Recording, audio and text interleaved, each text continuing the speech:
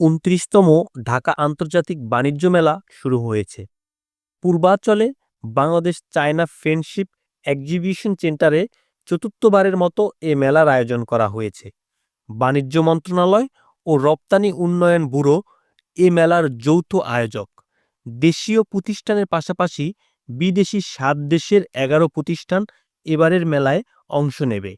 অংশগ্রহণকারী দেশ হল ভারত, পাকিস্তান, তুরস্ক, সিঙ্গাপুর, ইন্দোনেশিয়া, হংকং ও মালয়েশিয়া।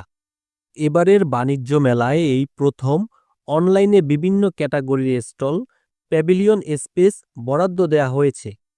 এই প্রথম ই-টিকেটিংয়ের ব্যবস্থা চালু করা হয়েছে। মেলায় ক্রেতা দর্শনার্থীদের যাতায়াত সুবিধার্থে বিআরটিসির নির্ধারিত বাস ভাড়া থাকবে এবং পাশাপাশি থাকছে বিশেষ ছাড়ে উবার সেবা। বৈষম্যবিরোধী ছাত্র আন্দোলন, ছাত্র জনতার আত্মত্যাগের সম্মানার্থে মেলায় তৈরি করা হয়েছে জুলাই চত্বর ও ৩৬ চত্বর।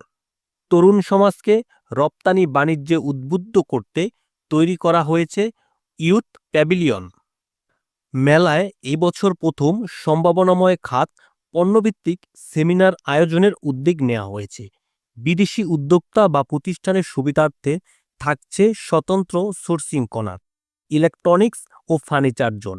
বয়সভিত্তিক দর্শনার্থীর সুবিধার্থে তৈরি করা হয়েছে প্রযুক্তি কর্নার, জ্যেষ্ঠ নাগরিকদের জন্য সিটিং কর্নার, শিশুদের চিত্ত বিনোদনের জন্য থাকছে শিশু পার্ক, মা ও শিশুদের জন্য মেলায় থাকছে মা ও শিশু কেন্দ্র। দর্শনার্থীদের বিশ্রামের জন্য আরামদায়ক এবং শোভন চেয়ার ও বেঞ্চ রয়েছে। বিভিন্ন ক্যাটাগরির ৩৬১টি প্যাভিলিয়ন স্টল ও রেস্তোরাঁ থাকছে এবারের মেলায়।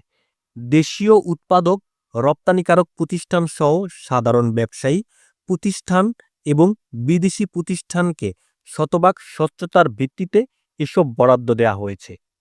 দেশীয় বস্ত্র, যন্ত্রপাতি, কার্পেট, প্রসাধনী সামগ্রী, ইলেকট্রিক্যাল ও ইলেকট্রনিক্স পণ্য, আসবাবপত্র, পাট ও পাটজাত পণ্য, গৃহস্থলী সামগ্রী, চামড়া, আর্টিফিশিয়াল চামড়া, জুতাসহ চামড়াজাত পণ্য, খেলনা সামগ্রী, স্যানিটারি, খেলনা, stationery, cookeries, plastic, melamine, polymer, herbal, toiletries, imitation jewellery, প্রক্রিয়াজাত খাদ্যদ্রব্য, ফাস্টফুড, হস্তশিল্পজাত পণ্য, গৃহসজ্জার উপকরণ ইত্যাদি মেলায় প্রদর্শন ও বিক্রি করা হবে।